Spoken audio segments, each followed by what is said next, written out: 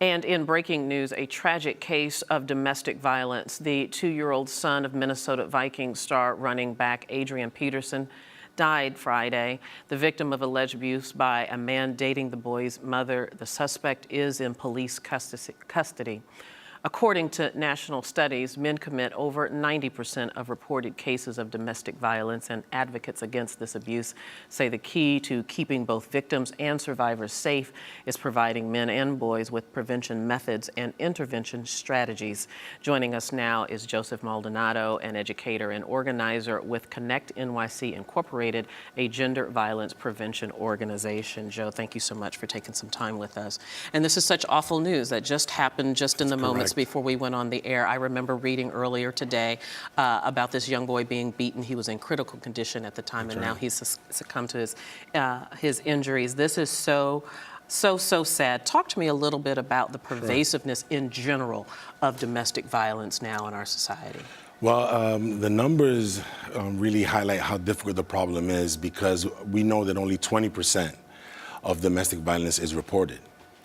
Right, you opened saying that 90% of the perpetrators are men, which is part of why Connect focuses so much its work with working with men, not only that have crossed that line and have perpetrated, but also in preventive models, working with young men that are transitioning into manhood, as well as focusing with a community-based approach, developing strength in the community so they can address this issue in ways that are more accountable and important to the community, because what they know is that oftentimes going to the systems oftentimes can be re-victimizing to survivors.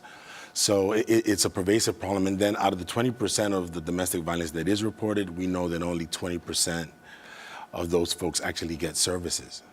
Right. It's just heartbreaking statistics. Right. And what I know, what little bit I know about this topic, that domestic violence really, it knows no socioeconomic bounds. It knows no racial bounds. It is pervasive throughout our society. So talk a little bit about, I don't know what it is, the risk factors, the causative agents for perpetuating domestic violence. Right. You're cutting to the chase right there, because so much of what we do at Connect is really being clear that it's not just that individual.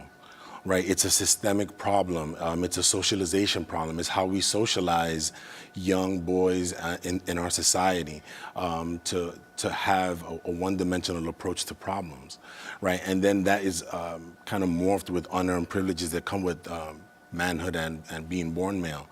And that those unearned privileges seem to be something that you can debunk as something that is really not worth the human cost that it is to men in general, to boys, and also to the families that they're parts of.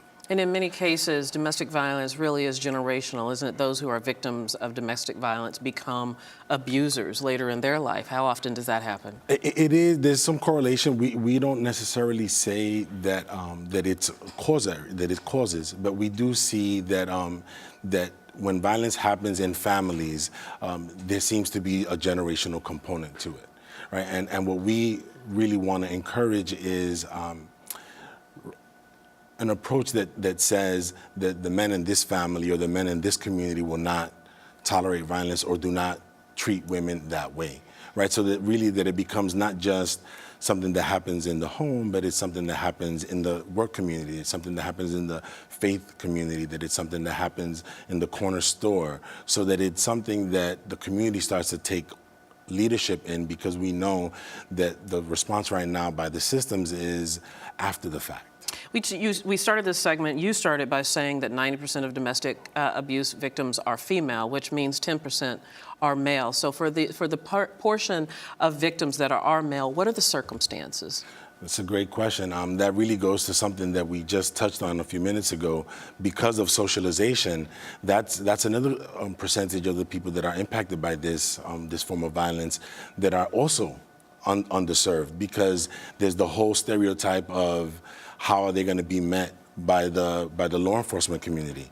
As a man who's going into a precinct or going into an employer and saying that I'm a victim of this problem, then there's already that double bind of, well, you're the man in the situation. How is this happening? So many times that's a silencing agent that becomes part of the problem. And what we know. I want to jump in because I literally am running out of time, but I want to leave this very serious topic with some hope. So how are you approaching this? Where is the key? Thank you.